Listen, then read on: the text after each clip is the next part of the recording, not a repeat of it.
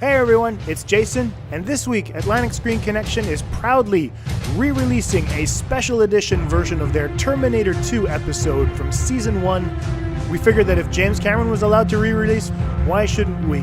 So stay tuned, it's going to be a fun-filled conversation about religion and comedy. Hope you enjoy. Good evening, ladies and gentlemen. We are tonight's entertainment. Sound good? Yes, sir! I know who I am! Did IQs just drop shot while I was away? I have a plan. I like this all shit. You know, it's exciting. Dance off, bro. It is your Me and you. destiny.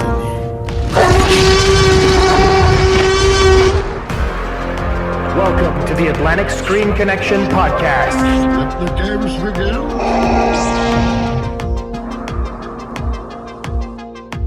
Hello and welcome to Atlantic Screen Connection, episode 7. We're on 7 now, Lee. 7, I know. Yeah, exactly. Crazy. For episode 7. Well, I'm Jason, and I'm Lee. And today we're going to be talking about da-dun-dun-dun-dun. Heavy metal. Exactly. We're talking about heavy metal. Exactly. The 1980s movie Heavy Metal. Anyways, so no, today's show is going to be all about Terminator 2 Judgment Day. It's going to be a fun, 1991, and I'm the one who's been pushing Lee to do this one because it's been 25 years. So how have you been, Lee? How busy was your week? Pretty busy. Yeah, I had a whole fucking day in the cinema. I've seen 3 films. I had planned to see 4. Other than that, just working. Threw a big party on Saturday. Whatever. Had a great time. Like fun. Had a great time with my friends and stuff. But yeah, that's good. And how about you, man? I've taken a break. Actually, I had a very mellow week. For some reason, the professionals were on strike at the college I work. Yeah. And so I got an extra day off this week. Yes. And well, kind of, yeah, but it kind of puts me. I have to catch up on the schedule, and I get messages from the students what's going on. I never look at that side of things. I always look at as a student, I got a day off. I don't really. I mean, I'm able to keep up to date. It's just that the students, as soon as they miss one day, they become completely baffled. It's like this is the first time it's ever happened, so you have to kind of teach them how to live outside of their school system. And once they're in class, they don't want to be there. So it's always very, very difficult to deal with how they're feeling about that situation. But I don't know. No, it's been great. I mean, I managed to sit down and watch Terminator 2 again. Everything else has been really cool. Shall we terminate this conversation? Terminate this conversation and move on. And on that note, I'm going to be cueing the Terminator 2 trailer. Yes. Dun, dun, dun, dun. God, that'll be a flashback to some time before I was born. Enjoy that. We'll be right back.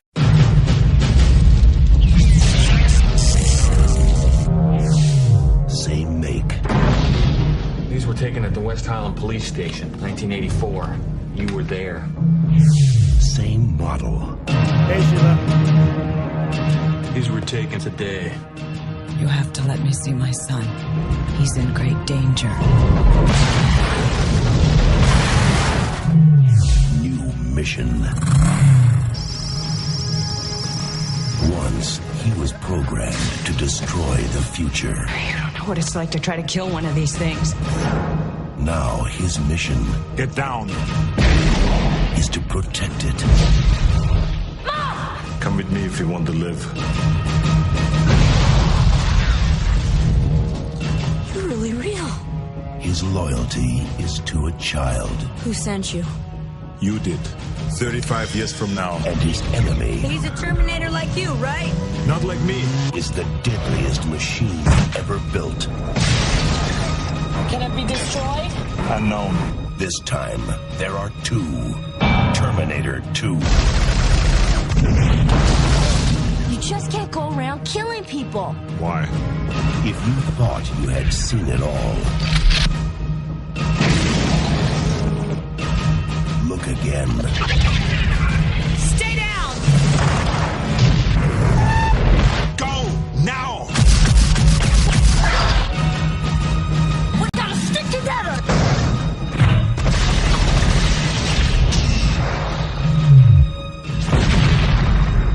Arnold Schwarzenegger. Terminator 2, Judgment Day. This time, he's back. For good. Trust me.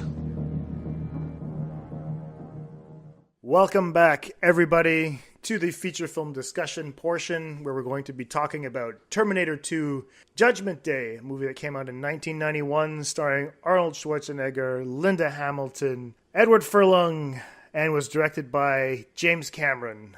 Lee, what did you think of Terminator 2 Judgment Day?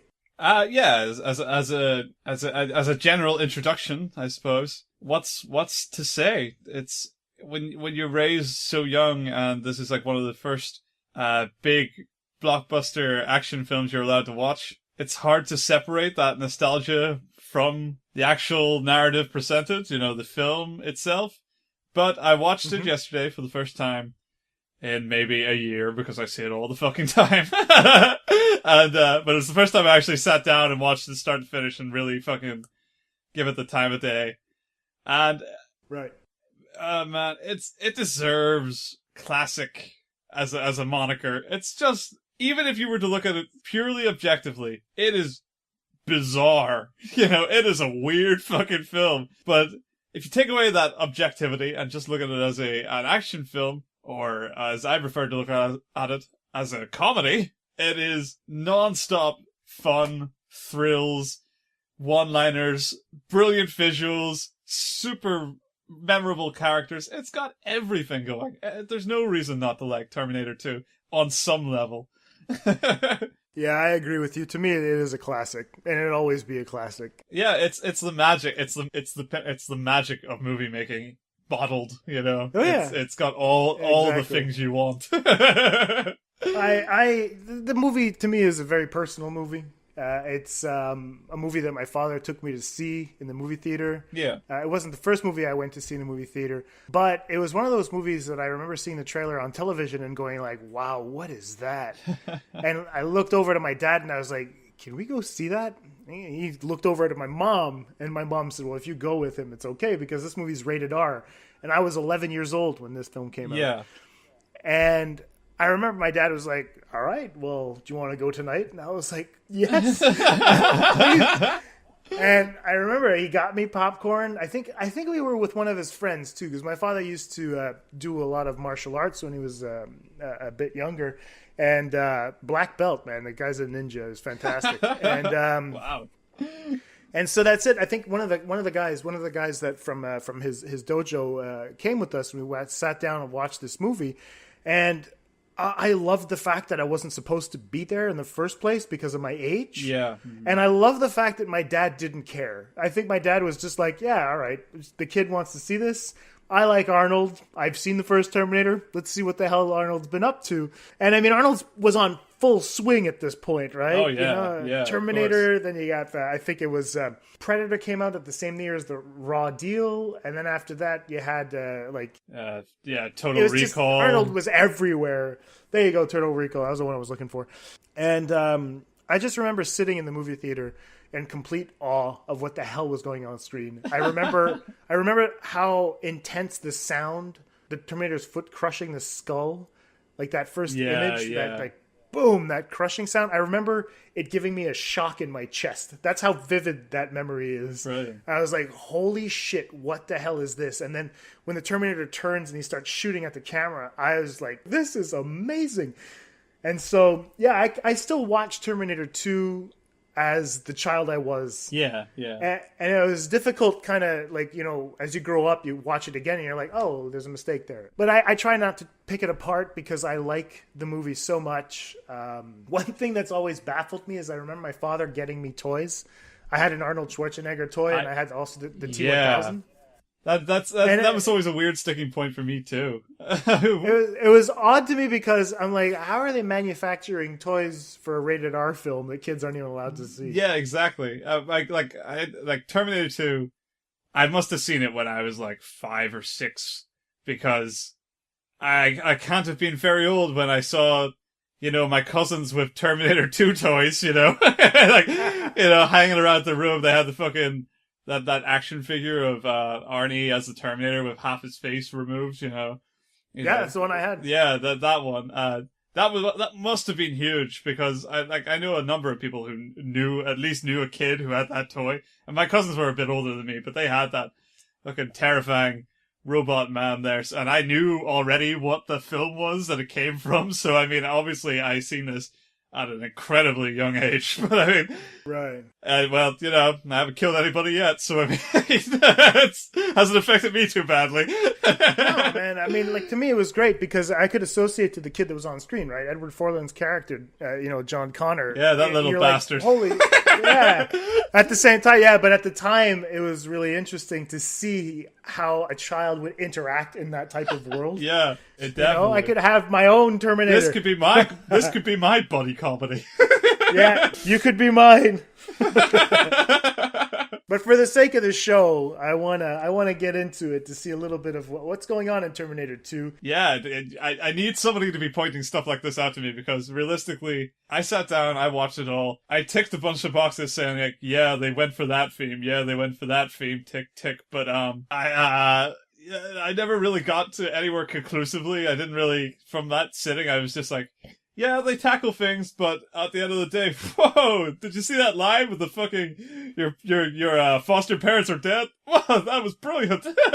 Well, I mean, at the heart of it, what is Terminator 2 about? About robots killing people. Yeah. I don't know. I've always seen Terminator 2 as a coming of age story. I get that. You know? Yeah, it's about the kid. And it's kind of learning a little bit about responsibility. There's that. There's Sarah as well, who matures. Yeah. And there's a Terminator that actually learns as well. If we take the closing line, if the Terminator can learn the value of human life, then perhaps so can we. And so that means the Terminator actually went from being a killing machine to something that understands now why people cry. And so it's a coming of age story for the Terminator as well, right? It's kind of interesting. I love that. You know what? It's kind of in itself, this idea. If you tried to pitch Terminator 2, even though, because that must have been how they pitched the story. Because like, I was thinking about this watching this. How the fuck this film got made, how it got the budget it got, how this became the blockbuster of the year it came out, I was just trying to wrap my head around it, just like, after Aliens 2, James Cameron must have had all the fucking money in the world, maybe.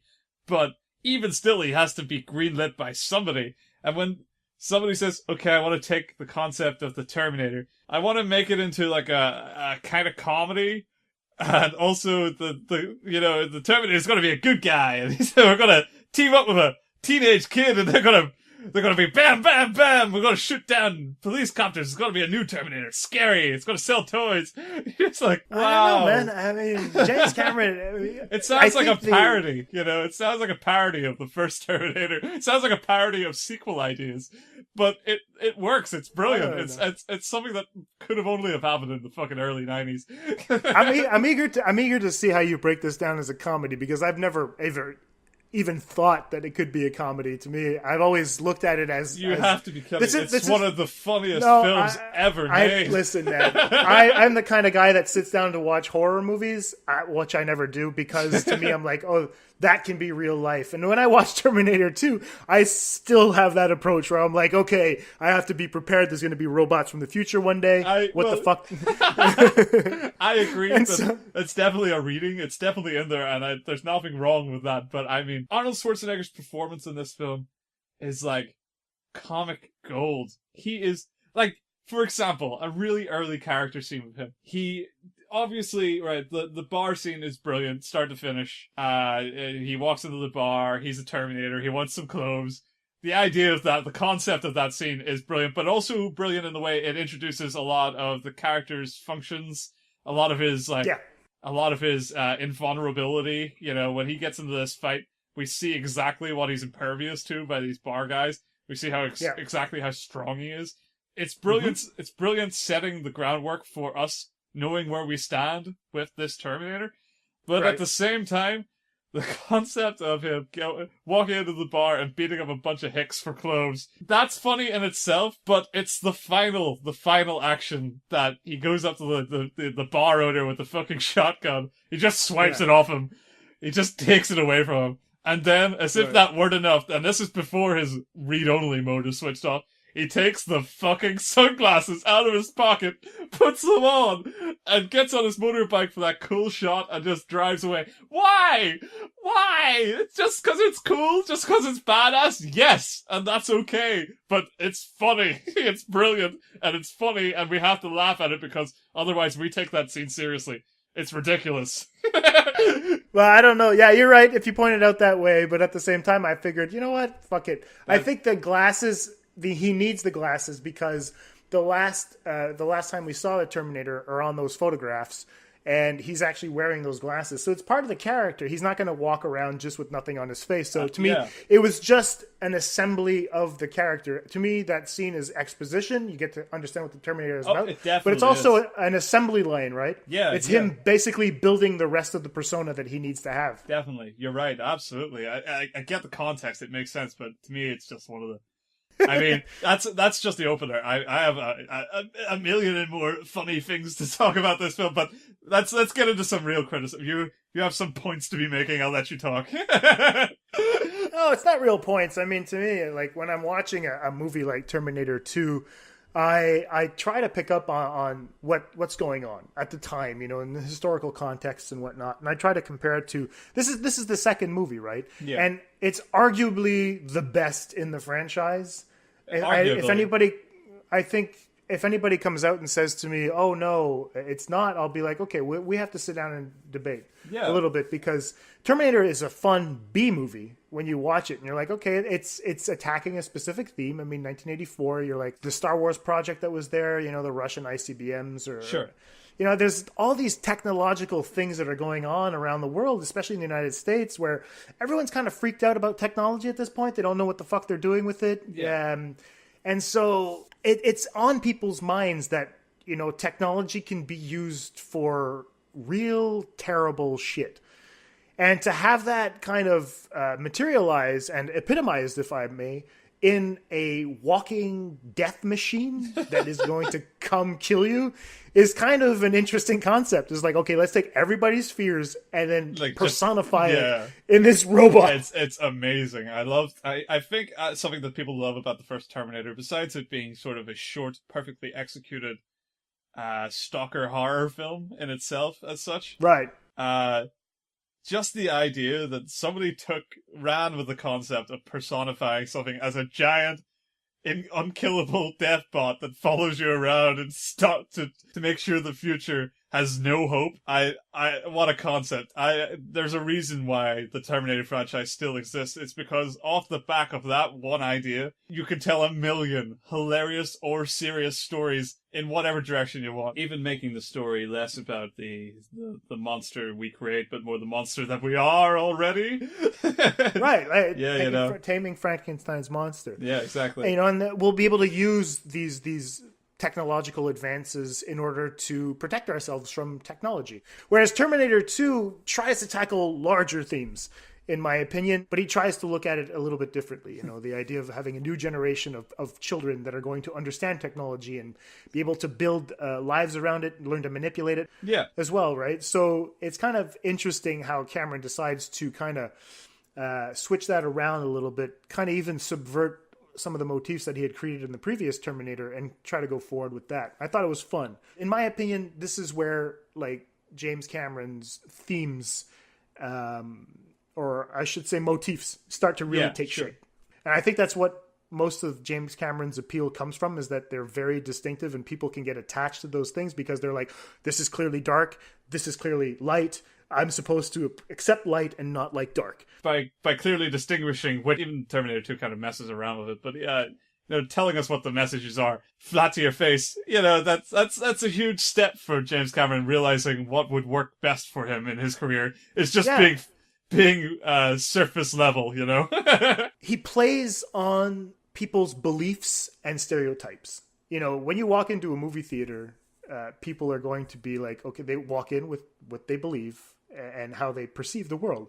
And so Cameron, in order to kind of play with those notions, you can actually see the characterization in Terminator 2 kind of shaping up. We'd normally associate like the biker image to crime and violence, especially given the bar scene at the outset of the film, right?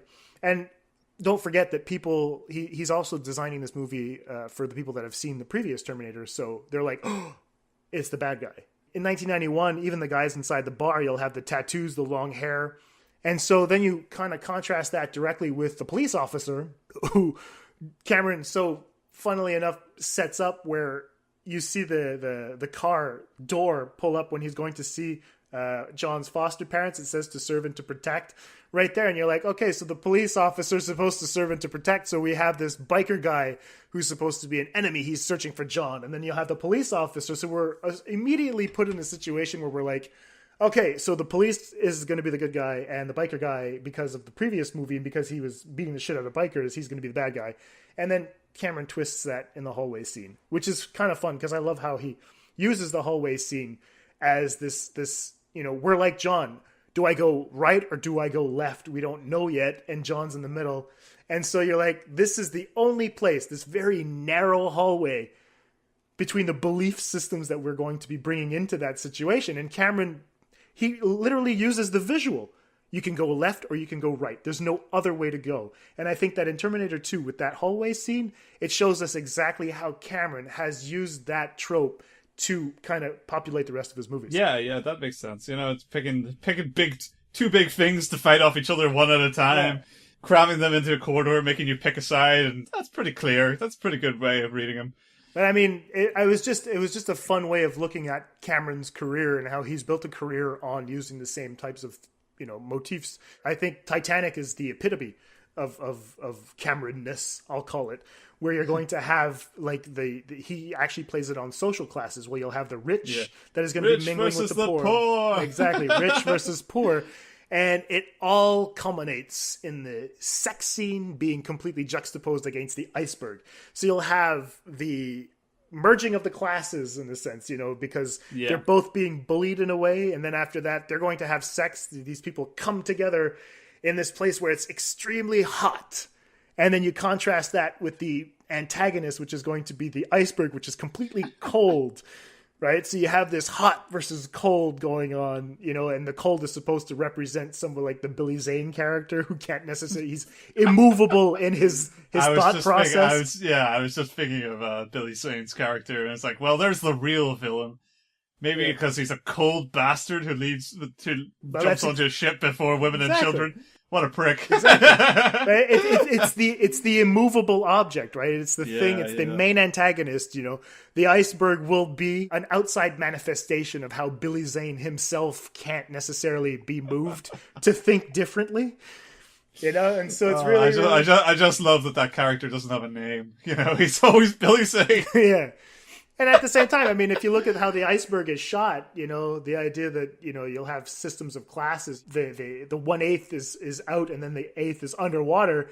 It's kind of interesting because the tiers in the Titanic actually work that way as well. So never thought of that, and it seems like it's actually pretty, in your face when you think about it. Yeah. Well, that's it. But I mean, Cameron's a genius at using these images to kind of convey his messages. I mean, you were talking about Terminator 1 being an allegory. With this viewing of Terminator, I also picked up that this one might actually be an allegory as well. Did you pick up on anything? As far as something kind of prevalent in the story that's not actually really approached by the narrative itself, there is this sort of prevalence of Christian apocalypse that sort of just exists. It's not... What's interesting about it, at least from an initial standpoint, is that Cameron doesn't actually really approach it.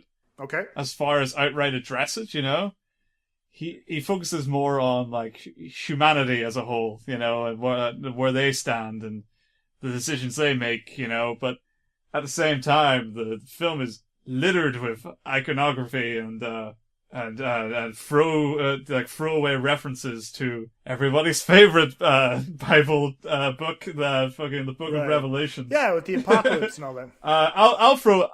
Yeah, exactly. When we get to the apocalypse, I'll throw one out for one. The wonderful the dream sequence that Sarah Connor has the movie. With the park. Yeah.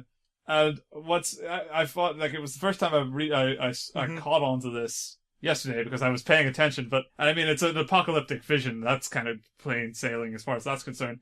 But also, I never really caught on to of all the little park toys to have, there are 4 horses. There you go. Very good. Which I thought was fucking hilarious. I mean, obviously there's that whole death of innocence kind of thing going on with the park as a theme, and that's cute in itself. But I don't know. There was something really fun about the idea of having the 4 horsemen of the apocalypse burned to a crisp. Yeah, and it's great. I mean, the guy who was designing a set for that probably didn't even tell Cameron. He just threw that in there. He was like, it's for some personal gain or whatnot. But yeah, it's great that you picked up on that, because I was like, okay, I have it right here, and now I can cross it off the list. Well, do go on. I want to hear some of the other ones. It's just, I tried to find in how they were characterizing the individuals in the film, how they would have done it in order for us to accept the violence that's there.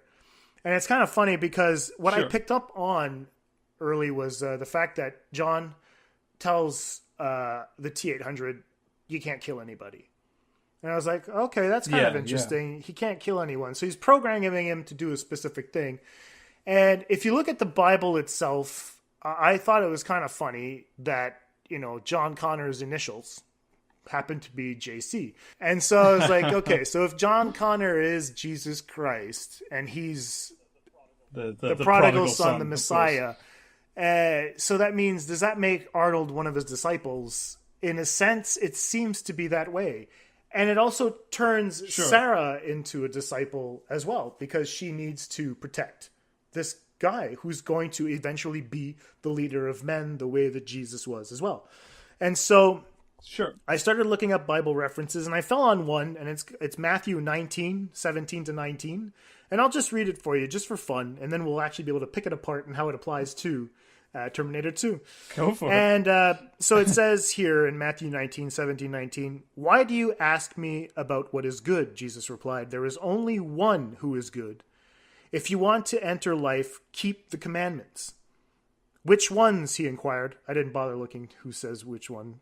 And he says, Jesus replied, "You shall not murder, you shall not commit adultery, you shall not steal, you shall not give false testimony, you should honor your father and mother, and love your neighbor as yourself."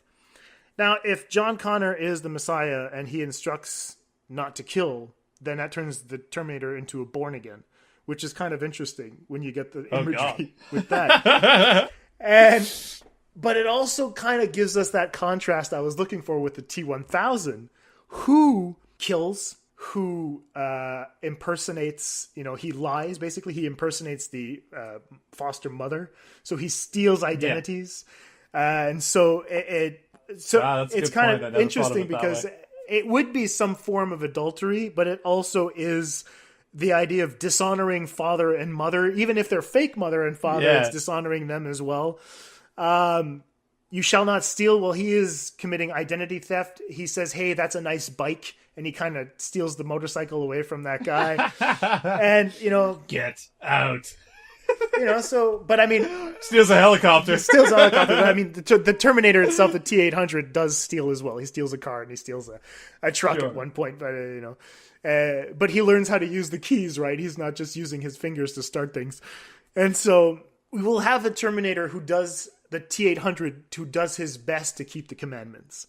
Right, and it's kind of really epitomized in the scene where he says, "I swear I will not kill anyone." And then after that, he goes and shoots the security guard in the knees, and he walks back to John, and he says he'll live. Oh, how could you see that scene and not see a comedy, man? But I remember my father in the movie theater laughing his ass off, and I remember going, why is he laughing? It's true, he'll live, and so I see it as funny now as well. Who's the real robot? But that's it. So I mean, there's a lot of those biblical allusions, it's not illusions. Allusions in there. If John Connor is going to be this Christ-like figure, so he's going to be a leader of man, like I said before. The Terminator being a born again, and then you'll have Sarah. I won't call her Judas, because she does take it upon herself to kind of go kill Miles Dyson and go against John's wishes. Sure. Right. So there is this idea of not necessarily believing. So I don't know if that's associated to Peter. The idea that he's going to deny Christ's existence but she's always been a believer in her son. He becomes a military leader. Yeah, but we'll get into Sarah a little bit later because I pointed out, I think she's an unreliable narrator. But it does kind of go against what John's trying to instruct. If he's going to be a leader and he can't get his mother to believe in him, I think that's where the movie has to go, and it's making her believe that John is actually going to be capable of doing these things and let him deal with it as opposed to go out and do things on her own. There's definitely a lot of ways you can take that. I don't know how much the writers and so on have thought it through as far as the illusions that they specifically represent, if at all anything. Right. It could be just throwaway imagery that kind of sort of connects just as we are sort of discussing it. But there's definitely a way to kind of play. Maybe it's more to do with the general nature of the Bible and how it being basic allegories fits neatly around most narratives. So we can we can see what we want to see in it. But you're definitely. I mean, the JC thing definitely fucking that's as well. I mean, the apocalypse stuff is plain as day. It's real Testament nonsense. It's fun to read the film in this way because it adds, I wouldn't say maybe layers of depth, but maybe layers of intrigue as to how to reinterpret what people can get from a certain film, and it's interesting to imagine that Terminator 2 in some universe is someone's favorite Christian movie. Isn't that amazing though? That to me that's incredible. And if that turned out to be intentional, that they laid groundwork for that interpretation, so that one of the most prevalent religious sects of the world, can really connect with a film about robots massacring each other and all humanity. Fucking hell, man! James Cameron's way ahead of my fucking level. He's we do not give him nearly as much credit as he deserves. Yeah. It's there. Even if you look at how John Connor is, his father is non-existent the same way that Joseph kind of vanishes in the Bible as well, right? And so, sure, if you go around and you tell people like, "Oh, I had sex with a guy from the future and I had this son," no one's going to believe you. The same way as like the Virgin Mary. God did this, and you're okay. That illusion's definitely there, So it's a bit. It could be a version of it, the same way that George Lucas tried to do it in The Phantom Menace. Sure. The idea of there was no father. We clearly know, and then she does make a statement a little bit later when she's narrating the movie that like the Terminator could be, the father. It seems like it's the sanest choice to have him as a father.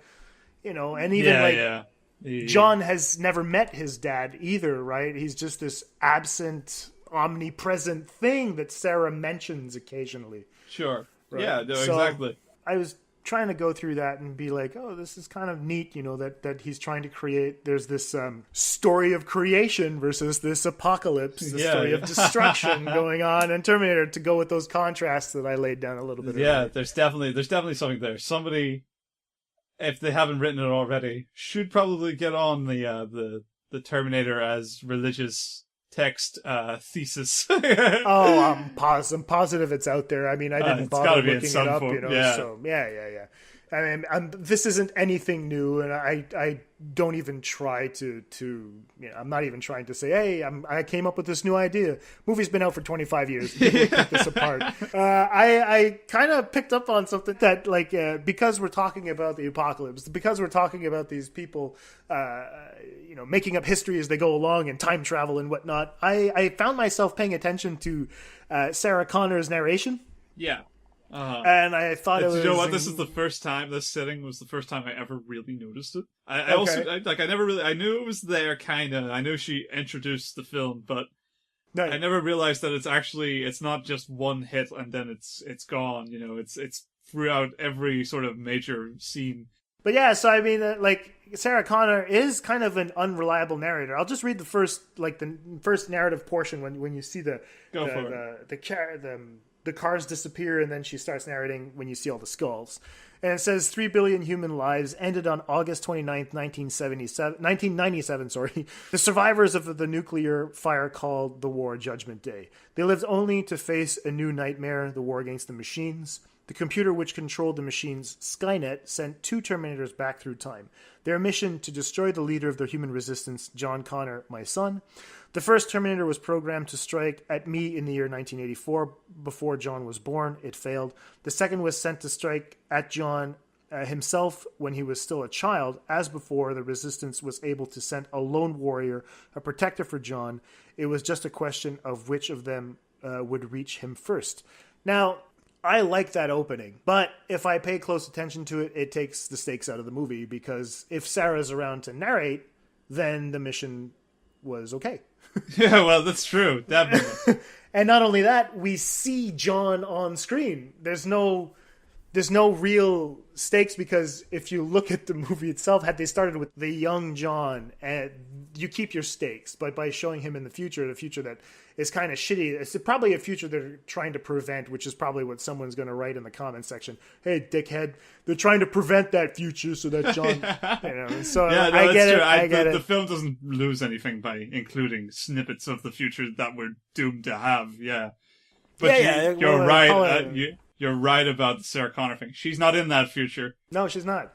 And that's it. And how the hell is she supposed to be narrating that future? That's the fun part when I was like, okay, is this a figment of her imagination? I don't know. The second instance of narration is when they're in the desert.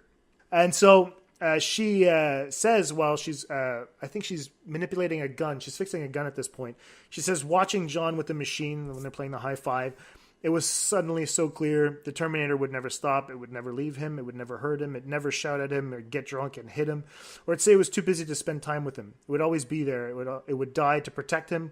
All the would-be fathers who came and went over the years, this machine, was the only one who measured up. In an insane world, this was the sanest choice. And so this is Sarah narrating at present time. Yeah. And so you're like, okay, how the hell does that work with the beginning of the movie now? Because she's talking about something that was going to happen, and now she's talking about something that's happening. Mm-hmm. And so you're kind of like, okay, how the hell does this work? I kind of thought that it could lend to an interpretation that Silberman was right in trying to keep Sarah locked in an insane asylum, because if I look at how she's building the tension, we could interpret Terminator 2 as just this giant delusion, and Sarah never really left the hospital. Yeah. And so I think it could be cool, that the one little key element that got me thinking was, how the fuck did she spit the paperclip so close to her hand? God damn them for making interesting action to watch. That's unbelievable. There's like the robots and lasers and the fucking spaceship in the year 1997, but those are totally believable, but it's the fucking paperclip that unravels this entire narrative. It's a dream sequence. I know I'm taking this way too far, but I mean, that's the idea. It's just the idea that if I could put that idea out there just for fun, that I think that there is a capable analytical framework that can be built around the fact that Sarah's actually just like making all this shit up, and she's just still locked inside the hospital at Pescadero. I think it would make for a very interesting article to read. It's not something I want to produce, but if I can find it, I think it would be really interesting to see how this person has pieced up together Sarah's narrative. Because to me, like I said, it makes her a little bit unreliable as a narrator. Yeah. And that's script writing. I know it's script writing and we're not supposed to be paying attention to it, but those last 2 lines suggest that Sarah knows what's going to happen. Plays well into the great fun of telling. It's something I've always found endearing about stories, is that the more we can interpret them in as many lights as possible, arguably the better told the story, that we have the opportunity to read these things in whatever fucking light we want and still make sense of it all. You still keep the narrative in place. They're kind of like math puzzles as such, You set up a series of events and you try to get the best possible outcome using that series of events. that's kind of like interpreting narratives and films in these certain lights to try and reimagine them in certain ways. It's a fun exercise. It doesn't have to mean anything, right? But it keeps your brain turning. It keeps you fucking, you kind of. It's fun to analyze what these characters might be if Sarah Connor made them all up. That's fucking hilarious. That's brilliant. Exactly. That turns into another comedy. No, hey, I don't know. What turns it into a comedy now? Let's turn it into a comedy. I want to hear this. I want to gush a little on the character of the Terminator. The concept of him in this film, the machine that learns to love. It's the Iron Giant. Yeah. Before Iron Giant, but again, you could say it's kind of like King Kong or something. There's plenty of fucking definitely immovable objects that learn to love, whatever. This character, this homicidal maniac machine that bonds with a little kid in this buddy comedy, it warms the cockles of my shrill, bitter heart. Just the interaction between the two, the way little things like he learns colloquialisms. Yes, of course, there's a strong case like we can teach the machines to be human. Therefore, why can't we teach ourselves? It's a smart narrative enough that it tells an actual story. It's not just jokes for the sake of jokes. But at the same time, we've got the fucking Terminator saying, chill out, dickwad. And the idea that they turn this character that is so cold and so obviously built up to be threatening, what we later find out to be a somewhat improvised line is, I need a vacation. Like, these one-liners by the Terminator, they paint a better picture of the character. He feels human. He feels weird and oddly human at first, He feels like he's been programmed by humans to try and get along. He's not great at it. But past the physical comedy he brings with the shooting the guy in the leg and saying he'll live and, That was brilliant. Beating up these street thugs, and the fucking, my favorite scene, my favorite joke, is the phone call to the foster parents, which he's actually having with the T-1000. Yeah, Wolfie. How's Wolfie? Exactly. Like, Wolfie's fine, dear. Wolfie's fine. Your foster parents are dead. He's so cold and so curt about it. And that's playing the way he has no filter when he tells the kid his foster parents are dead. Affirmative. Yeah, it's man, that's just comic gold, they're just taking the piss. They're having a good time. But do you know the reason why they kind of made the Terminator more relatable in this one, though? To juxtapose him to the other Terminator, who's totally unrelatable? It's because of how Arnold's career was doing it at the time. Oh, yeah, well, that makes sense. I mean, he was... He didn't want to be a bad guy. Yeah. And so they had to rewrite a lot of the script based on the fact that Arnold was becoming very popular. Yeah. I think actually that was at the pinnacle of his career at this point. It makes a lot of sense. It even feels like the film switches from one script to the other when they hit off the read only switch, and he turns from kind of comic but true to old character Terminator Arnie, with a different side to it, and they switch it to he literally becomes progressively more human as this film goes on. That's that they let the character that they write in that the character has a mode where he actually becomes human, becomes a likable character, and not just a one-note machine. That's brilliant, and also happens to work fantastically for our enjoyment of the film, because the characters have an arc. The one character you expect not to have an arc, the fucking robot, has an arc. He becomes a character, and informs the narrative. It's brilliant. It's genuinely good writing. Something that Terminator 2 doesn't get enough credit for, is that underneath its on the nose, in your face fucking allegories and so on, is a lot of clever character building.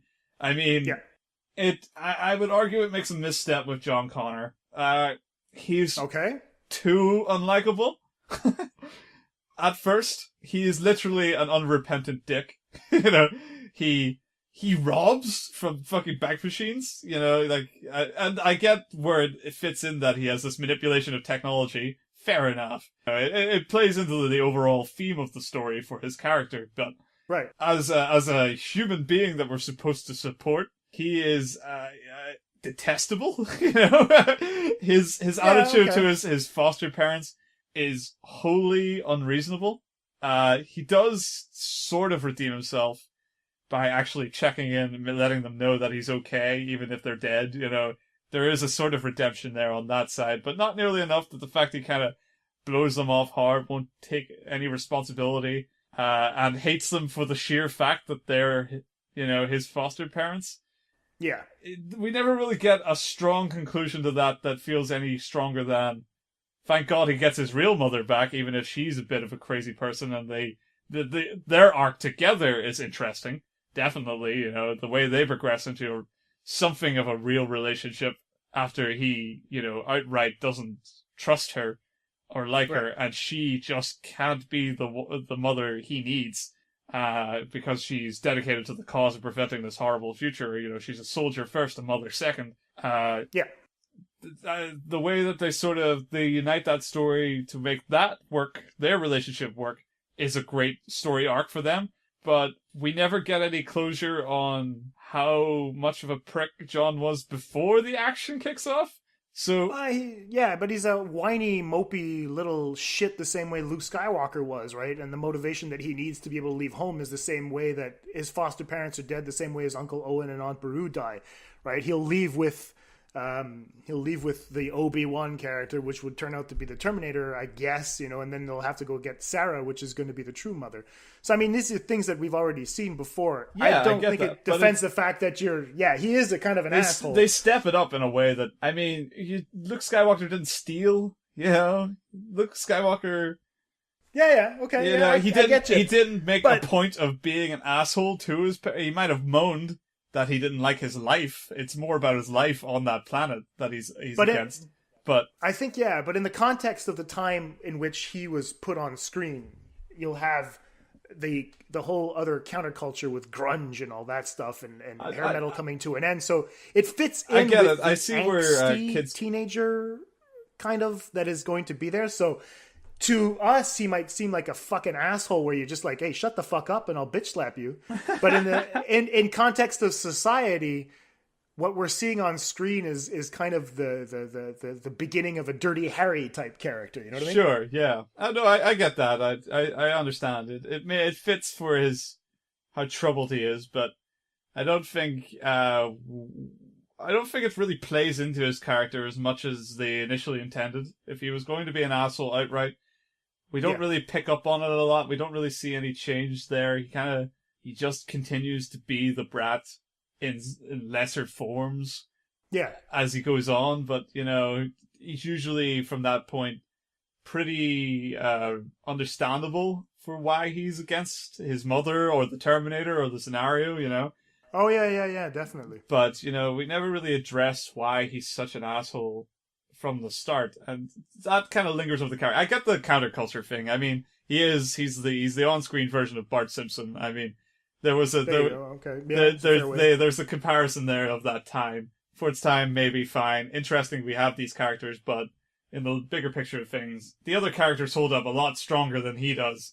And they're a little more timeless. In general, you know, Sarah Connors is still a fucking badass, you know, the Terminator is still fucking hilarious and likable, and even Dyson is, you totally get where he comes from, you know, you get why he's into this so much, and you get why he acts back out. It's kind of, his own story himself is pretty tragic, you know? Yeah, I would love to see a movie version from his perspective. Yeah, exactly. I'd watch him like computing for 2 hours to see what the fuck he comes up with. I would love to see that movie. Well, if you're talking about characterization, then I want to just quickly put this to you, and I want to see how you're going to deal with it. Sure. I would argue that the Terminator in this movie is more relatable than Sarah Connor, and they would have actually switched roles, where Sarah Connor is more of a Terminator than the Terminator actually is. Yeah, it's exactly comparable to maybe the first Terminator. I would imagine the point of the Terminator is that they are a soldier, you know? They exist to go out into the battles in the future and massacre the Resistance, you know? That's their deal. The Resistance, by definition, in this war is full of soldiers, and Sarah Connor is the prototype, the original soldier against this cause. Yeah, exactly. And that's what's funny, because she's always kind of distant. Even when John's around, she checks to see if he's still alive, if he's hurt or anything like that. Yeah. But at one point, he tries to get her attention and see if she wants any fries, and she's just smoking a cigarette. She's lost in thought.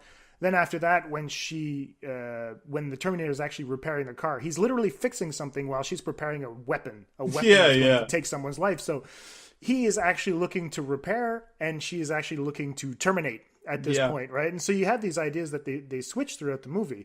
And that's why I think that the final line of the movie actually plays very interestingly in how Sarah Connor has developed as a person.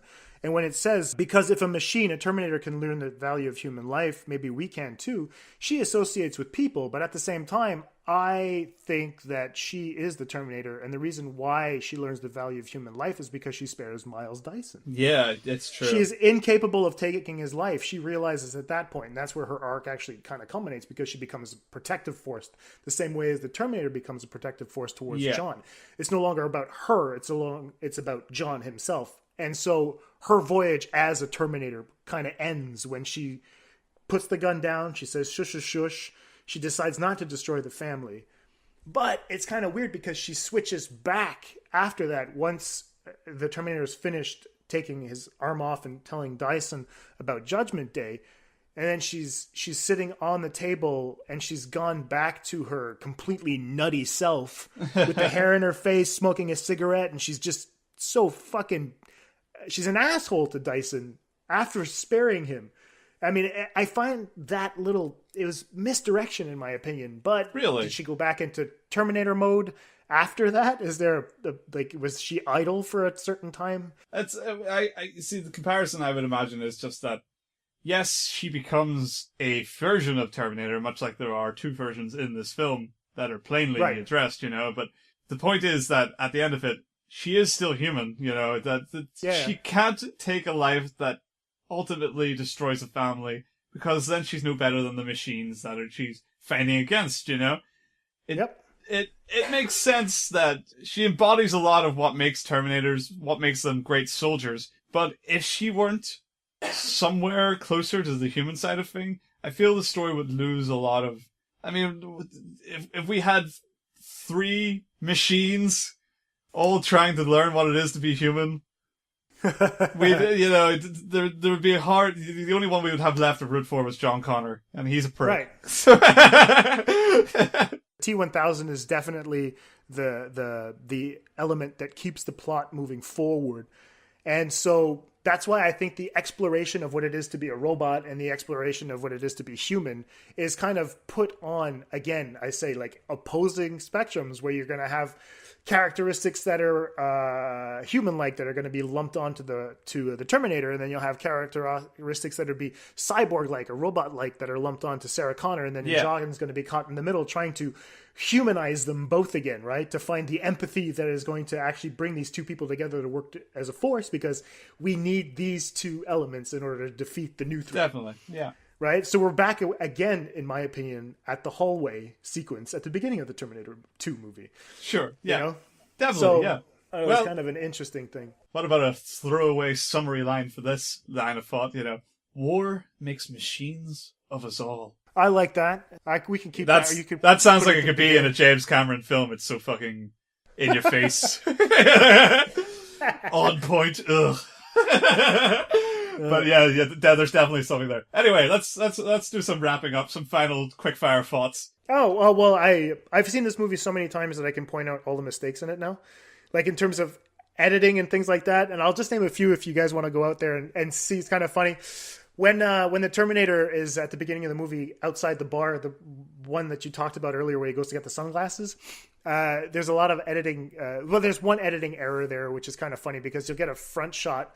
You'll get the shot of Arnold walking up the steps, and then he releases the gun, like the 12 gauge that he's holding. Yeah. And then after that, you'll have the reverse shot, and he releases the gun again. And it's kind of funny because you kind of look at that there. One other little instance that's kind of interesting is, and I'll just use this one. I don't want to spoil anything else because it takes you out of the movie when you're trying to spot these things. Sure. When the big van goes off the viaduct bridge to go get John, it's really funny because the shot is from John's. It's a wide shot. You see John in the foreground, and you see the van just kind of hit the bottom of the well, I don't know what it is. I don't know if it's a ravine or whatever. Yeah. And you clearly see the windows of the truck just kind of burst out. There's no windows left on that truck. And then the shot itself is then a shot of John Connor reacting to that. And then you'll see the shot after that. And the windows are there. There's a bullet hole in one of the windows cracked. And you'll see Robert Patrick just staring right out at John. And John has to kind of go again. There's a few little instances like that. And you'll see kind of the shot itself. You'll see kind of the mannequin, the dummy crashing through the window at one point. It's kind of funny. Even in that fucking ravine shot, that same shot you're talking about is the same one I think that you can see the stunt double playing. The stunt doubles playing that. You see that you're looking right at them, and they're really not Arnold Schwarzenegger and fucking. Oh no, definitely not. They're both wearing wigs and all that. So I got a few things. Just general praises and stuff.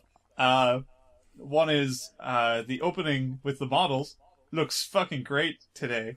Still looks amazing. That first Terminator we see with his little tiny skeleton legs and feet.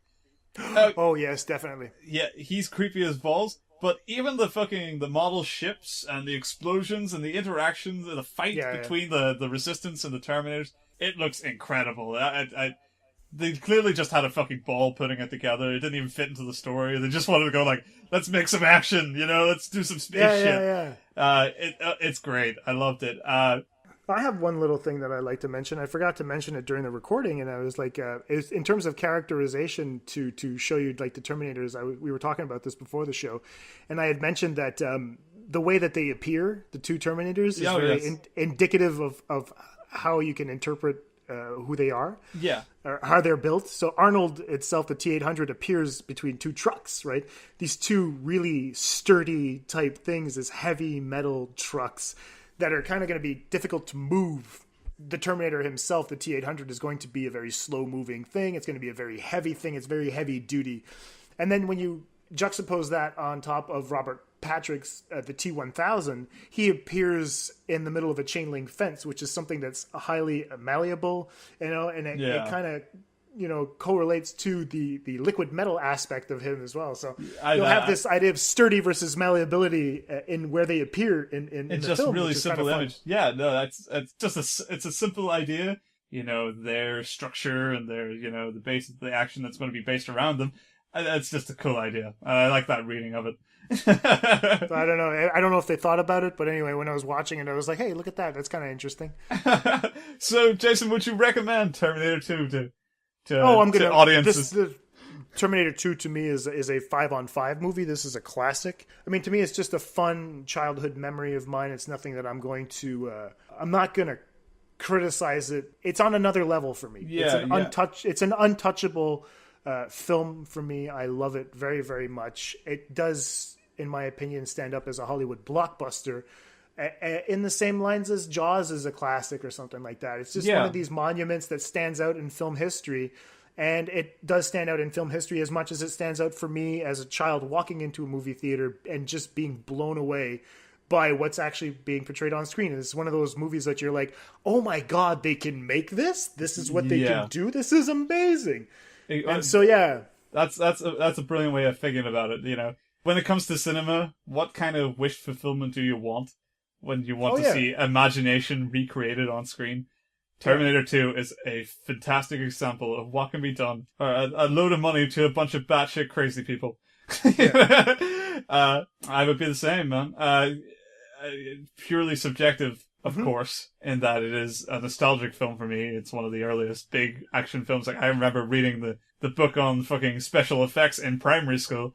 Wow. Trying to learn how they made the fucking T-1000, you know, so it was a big deal to a lot of my childhood, I suppose, as far as films go.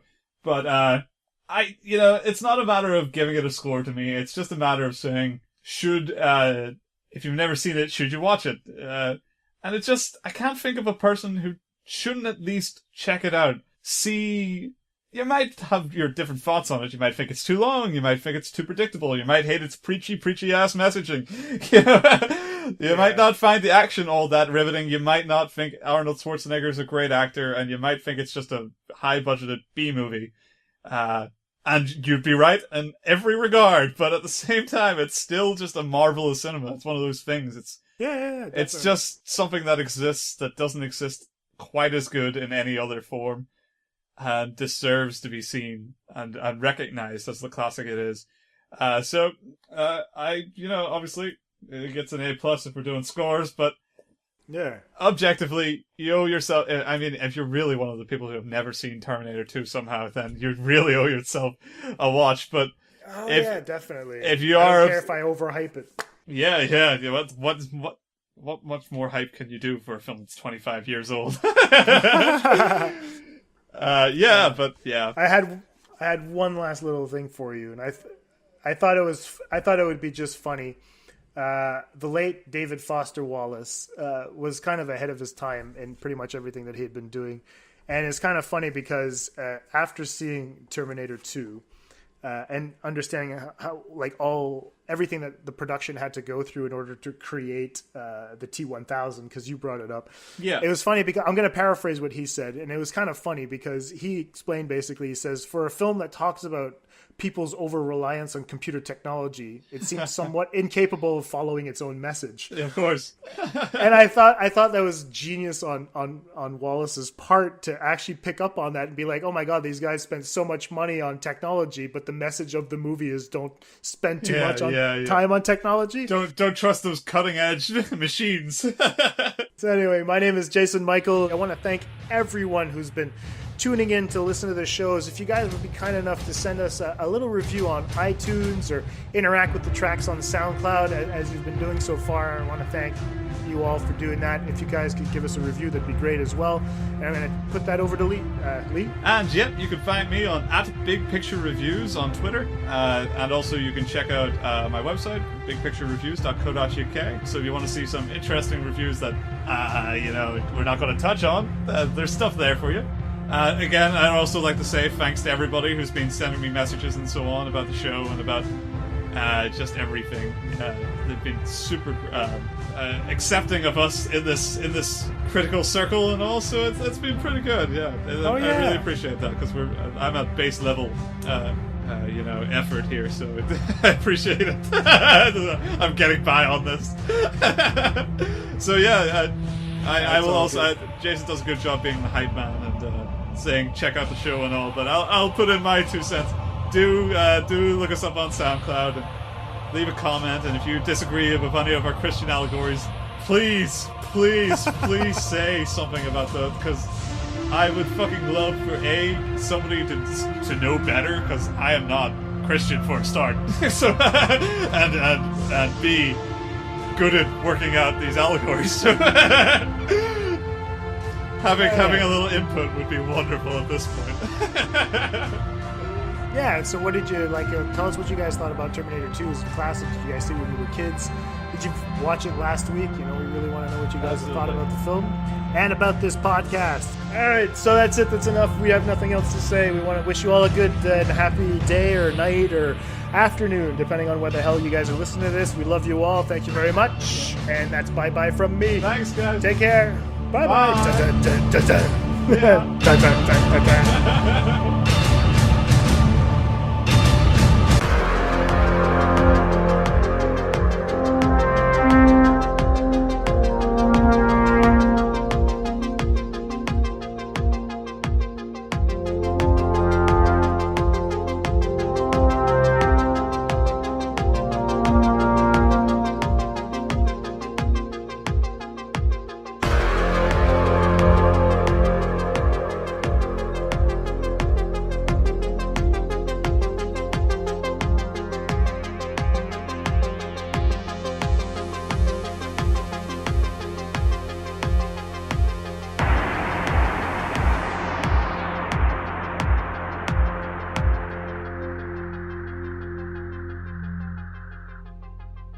This conversation can serve no purpose anymore. Goodbye.